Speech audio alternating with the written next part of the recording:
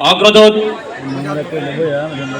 কিশোরগঞ্জের আগামী দিনের স্বপ্নদ্রষ্টা, কিশোরগঞ্জকে সুন্দরভাবে সাজাবেন যিনি, আমরা প্রত্যাশা করছি কিশোরগঞ্জ জেলা পরিষদের মান্যবর প্রশাসক জনাব খালেদ সাইফুল্লাহ পিপি সুহেল খান।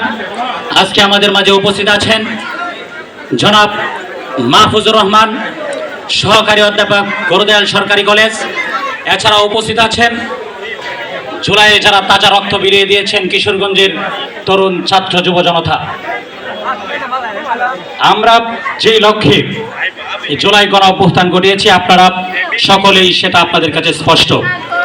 আমরা মেধার ভিত্তিতে, যোগ্যতার ভিত্তিতে, সাম্য মানবিক মর্যাদা, সামাজিক ন্যায় বিচারের ভিত্তিতে এমন একটি কল্যাণকর রাষ্ট্র চেয়েছি যেখানে শুধু মামা খালুদের দোহাই দিয়েই যেন এই রাষ্ট্রের গুরুত্বপূর্ণ জায়গায় বসতে না পারে।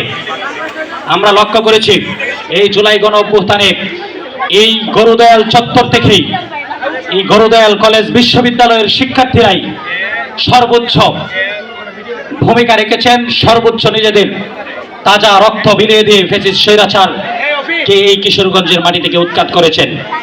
সুতরাং আগামী দিনে আমরা একটি সুস্থ, সুন্দর, সুশৃঙ্খল, আধুনিক এবং বাংলাদেশকে পৃথিবীর মুখে একটি উন্নত রোল মডেল হিসেবে উত্থাপন করার জন্য আমাদের তরুণদেরকে অবশ্যই সব জায়গায় সচেষ্ট থাকতে হবে।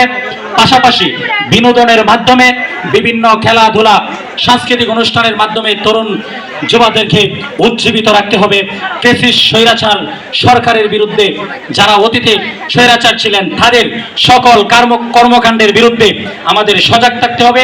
তাদের যে কোনো ধরনের আস্ফালন আমাদেরকে রুখে দিতে হবে। সর্বোপরি সকলের কল্যাণ কামনা করে আজকের এই সাংস্কৃতিক অনুষ্ঠান উপভোগ করবেন সেই প্রত্যাশা রেখে আমার কথা শেষ করছি। ধন্যবাদ।